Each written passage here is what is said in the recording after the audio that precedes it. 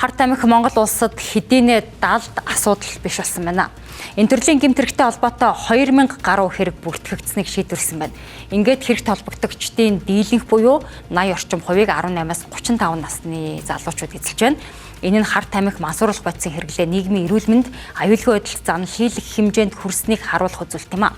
За үүний зэрэгцээ хууль хяналтын байгууллагууд зөвхөн хэрэглэгчдийг бус нийлүүлэгч, үйлдвэрлэгч болон зохион байгуулалттай гэмт бүлэглэлүүдийг илрүүлэхэд анхаарч гэлжээ. Энэ хүрээнд өнгөрсөн сард Турк, Польш улсаас Монгол улс руу олон жилийн турш хар тамхи нийлүүлсэн сүлжээний зарим гишүүдийг баривчлан эх оронд нь авчирсан нь тэмцэл шин шатанд гарсныг харуулсан томоохон ажиллагаа болсон гэж өнөөдөр хууль зүйн дотоод иргэн сайд Амар сайхан Улсын их хурлын чуулганы танхимын эндэр дээрээс мэдгдлээ. Учир нь Улсын их хурл засгийн газраас өргөн барьсан мансууруулах эм сэтгцэд нөлөөт бодисын эргэлтэд одоо хяналт тавих тухай хуулийн төслийг өнөөдөр хэлэлцэж байна. За хэрэглэгч зүй чиглэсэн, донтолгоч зүй чиглэсэн ийм хандлага явж ирсэн бол одоо жинхэнэ нийлүүлэгч, худалдагч, үйлдвэрлэгч нөгөө одоо зохион байгуулалттай гэмт бүлгүүд рүү чиглэсэн үйл ажиллагаа цагдаагийн байгууллага холбогдох мэргэжлийн албад улсын хэмжээнд төдийгүй гадаад улс орнуудтай хамтарсан байгаар зохион байгуулж байна. Хамгийн сүүлд Турк улсаас, Польш улсаас олон жил манай одоо улс руу хар тамхи нийлүүлсэн зохион байгуулалттай бүлэглүүдийн одоо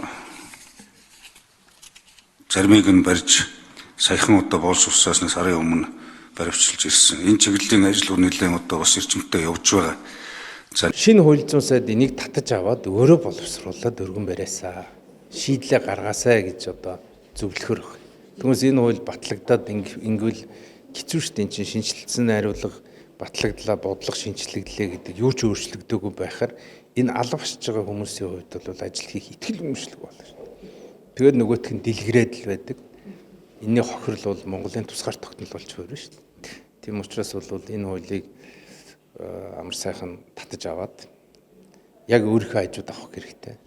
Би бол учрал энэтэй тэмцэнэ гэдэгт бол итгэхгүй байна. Зохион байгуулалт асар их мөнгөтэй энэ хүмүүс ингээд ялын бодлогын чангаруулахаар эргээгээд нөгөө гэрчийг устгах ч гэдэг юм уу одоо энэ эрг сөрөг үр дагаврууд нь юу байх вэ? Энийг тодруулчмаар ах юм. Давтан үлдчихэж байгаа энэ гэмт хэргийг зохион байгуулалтаа үлдчихэж байгаа энд оролцож байгаа албан тушаалтуудад хүлээлгэх ялын бодлогыг чангатгаж ингэж хуулийн төслийг боловсруулсан гэдгийг хэлье. Та бас түрүү асууж ирсэн ер нь энд одоо албан агчид нар одоо оролцож байгаа тохиолдлууд байна уу гэсэн байгаа. Төлөвлөл хар тамхи худалдсан, импортлсон бол 1 жил эрхийг зорчих хэргийг хязгаарлана. Тармилжуулсан бол 5401 жил торгоно гэдэг. Энэ бол бас ялын бодлогот бол багтана л та. Энийг одоо ялын бодлого яаж барих юм бэ? Хамгийн гол нийлүүлээд байгаа тэр бүлэглэлийн толгой нарыг.